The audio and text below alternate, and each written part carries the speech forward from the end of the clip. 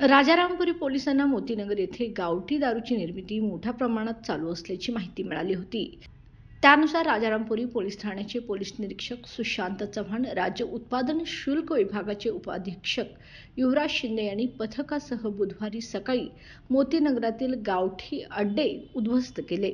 यावेळी 1,10,000 रुपयांचे रसायन नष्ट केले। या प्रकरणी जेवर कदम बागडी, संतोष किरण बाटुंगे, काजल अनिल मछले राहणार मोतीनगर कंजारभट वसाहतमध्ये या तिघांवर गुन्हे दाखल करण्यात आले आहेत। ही कारवाई उपनिरीक्षक दत्तात्रय भोजने, सहाय्यक फौजदार रशीद शेख, अरविंद पाटील, सचिन देसाई, महेश कुंभार, प्रवीण आवडे, अनिल चव्हाण, महिला हेड कॉन्स्टेबल मीनाक्षी पाटील, सुप्रिया कचरे, नितीन मेश्राम, नितीश बागडी, नितीन कुऱ्हाडे, विकास चव्हाण, श्रुती कांबळे आदींनी केलाय।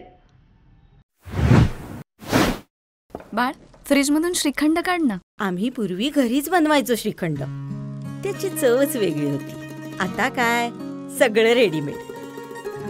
आजी, हे श्रीखंड खाऊन बघ।